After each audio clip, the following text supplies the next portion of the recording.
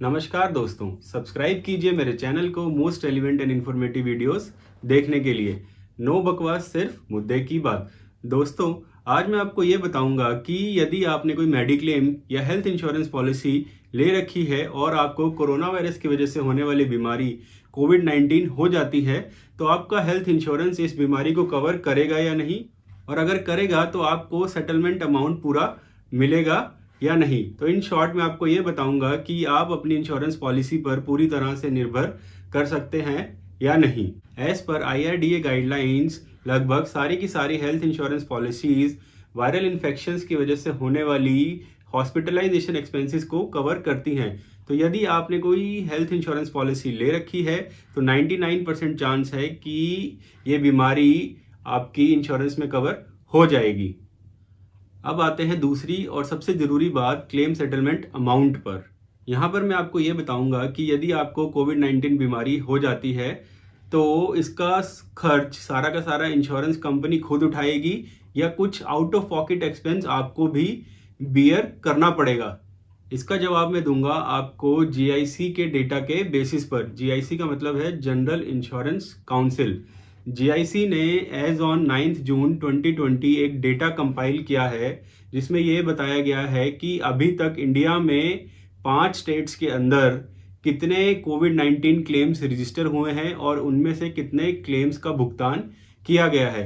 So as on June 9, 2020 जो total claims register हुए हैं इंडिया में वो हैं लगभग 11,405 और इसमें से 6,496 क्लेम्स सेटल हो चुके हैं। तो मैं आपको आपकी स्क्रीन पर एक चार्ट दिखाऊंगा जिसमें इंडिया की 5 स्टेट्स के एवरेज क्लेम अमाउंट दिखाए गए हैं और एवरेज क्लेम सेटलमेंट अमाउंट भी बताया गया है। तो आप सबसे पहले देखिए, जो स्टेट है वो है महाराष्ट्र। इसमें एवरेज क्लेम साइज है 1.19 लाख और एवरेज सेटलमेंट अमाउंट है 0.82 लाख।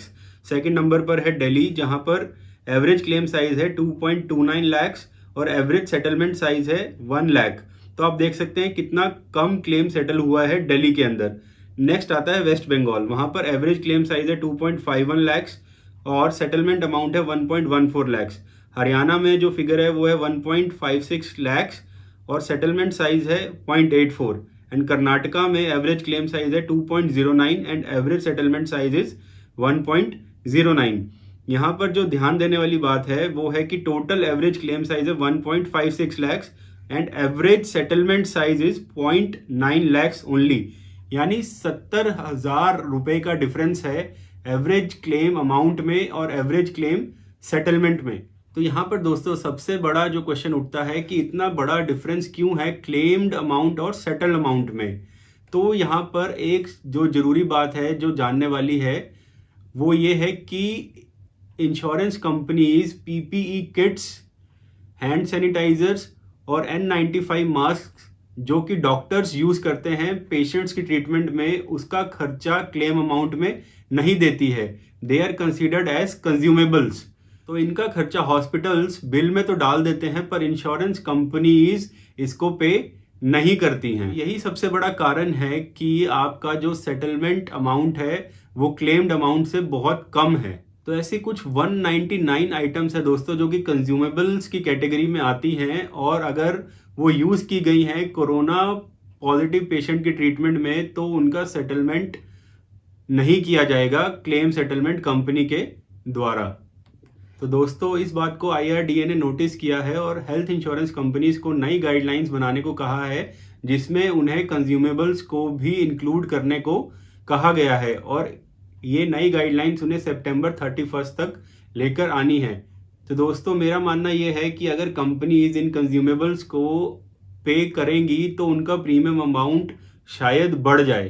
तो अगर दोस्तों आपको सितंबर 31 तक का वेट नहीं करना है तो कुछ इंश्योरेंस कंपनीज ऐसी भी हैं जो कि एट प्रेजेंट भी एड ऑन्स प्रोवाइड कर रही हैं कि आपका थोड़ा सा प्रीमियम बढ़ जाएगा और उसके एवज में आपको वो कंज्यूमेबल्स के लिए पे करेंगी। पर यहाँ पर भी एक कैच है कि 2 या 3 हज़ार रुपए ही पर डे कंज्यूमेबल्स का खर्चा ये इंश्योरेंस कंपनीज आपको प्रोवाइड करेंगी, इससे ज़्यादा नहीं।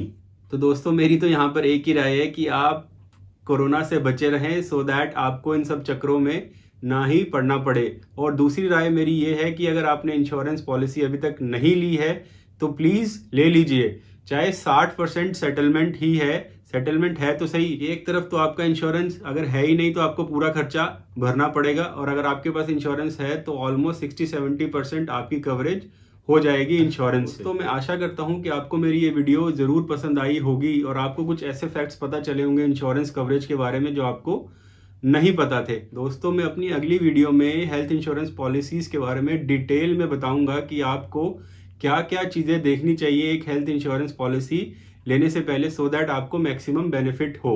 तो जल्द ही मिलता हूं मैं दोस्तों आपको नई वीडियो के साथ। दोस्तों, अगर आपको मेरी ये वीडियो पसंद आई है तो इसे लाइक कीजिए, शेयर कीजिए एंड मेरे चैनल को प्लीज़ सब्सक्राइब कीजिए। धन्यवाद।